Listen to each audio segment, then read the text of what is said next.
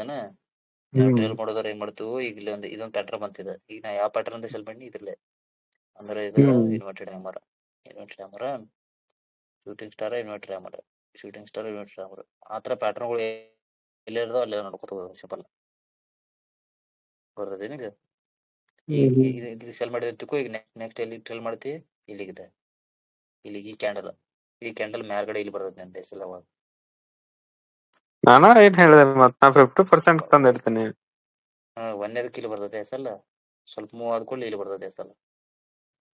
ಹ್ಮ್ ಆಮೇಲೆ ಹಂಗ move ಹಾಕೋತ ಹೋಗ್ತೈತಿ. Third SL ಇಲ್ಲಿ ಬರ್ತೈತಿ 347ಕ್ಕ. ಶೂಟಿಂಗ್ ಸ್ಟಾರ್ಲು ಇಲ್ಲಿಗೆ ಬರ್ತದೆ ಹೆಸರು. ಹಿಂಗ್ ಮೂವ್ ಹ್ಮ್ ಹಾಕೋತ ಹೋಗ್ತೈತಿ ನೋಡಿ ಪ್ಯಾಟರ್ನ್. ಮತ್ತೆ ಬಂದಿಲ್ಲಲ್ಲ.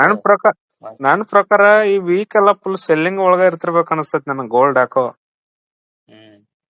ಹಿಂಗ ಮೂವ್ ಹಾಕೋತ ಹೋಗ್ತೈತಿ. ಹಿಂಗ್ ಮಾಡಿದ್ರು ಪ್ಯಾಟರ್ನ್ ಭಾರಿ ಇದೆ. ಇದ್ರೊಳಗೆ ಏನಂತ ಸ್ವಲ್ಪ ಕ್ಯಾರೆಕ್ಟರ್ ಏನು ಬಂದಿಲ್ಲ. ಕ್ಯಾರೆಕ್ಟರ್ ವೈಸ್ ಕ್ಯಾರೆಕ್ಟರ್ ಏನ್ ಗೊತ್ತೈತಿ, ಕ್ಯಾರೆಕ್ಟರ್ ಅಂದ್ರೆ ಇವೆಲ್ಲ ಕ್ಯಾರೆಕ್ಟರ್ಗಳು ನಾ ಹೇಳತ್ತಲ್ಲ ಈಗ. ಕ್ಯಾರೆಕ್ಟರ್ ಇವೆಲ್ಲ ಬೇಸ್ ಪ್ಯಾಟರ್ನ್ ಇವು ಮಾರ್ಕೆಟ್ ಕೆಳಗೆ ತಗೊಂಡಿರ್ತಾವ.